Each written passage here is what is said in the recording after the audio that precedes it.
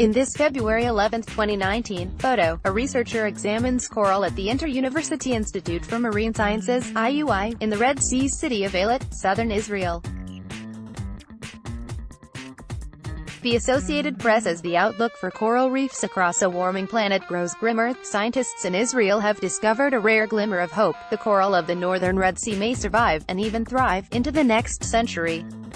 There is broad scientific consensus that the effects of climate change have devastated the world's reefs, recently ravaging large swaths of the Great Barrier Reef in Australia, one of the natural wonders of the world. The carbon dioxide that humans pump into the atmosphere spikes the temperature and acidity of seawater, which both poisons the marine invertebrates and hampers their growth at alarming rates, according to studies published last year in the journal Science.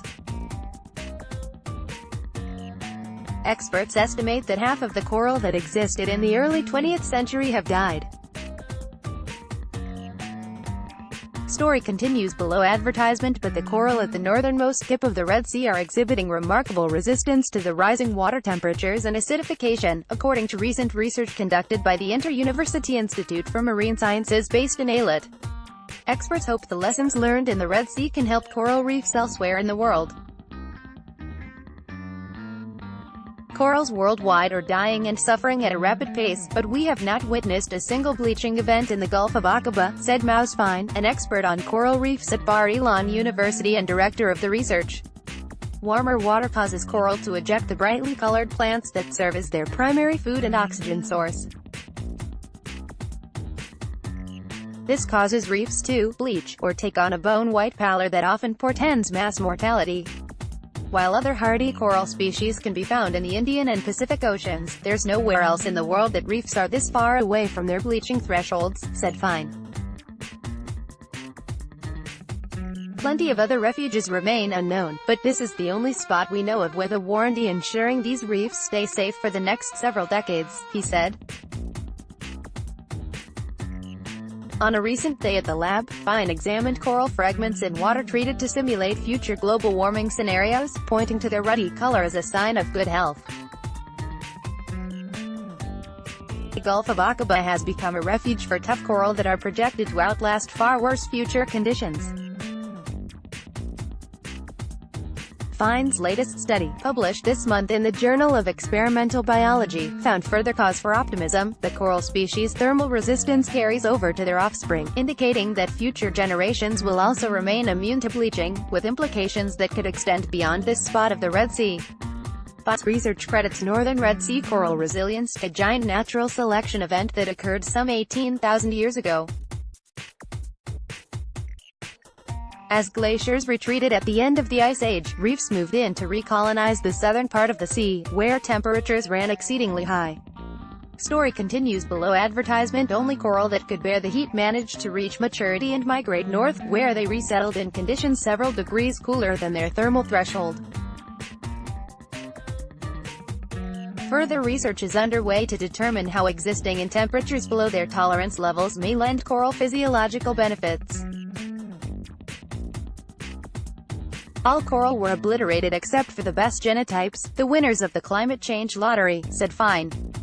Today, these hardy coral continue to survive as Red Sea waters warm, only showing signs of heat stress at 6 degrees above the summer maximum sea temperature. Not only does this give us an incentive to protect this special refuge as much as possible, but also allows us to find hints as to the most important genes for thermal resistance, he added.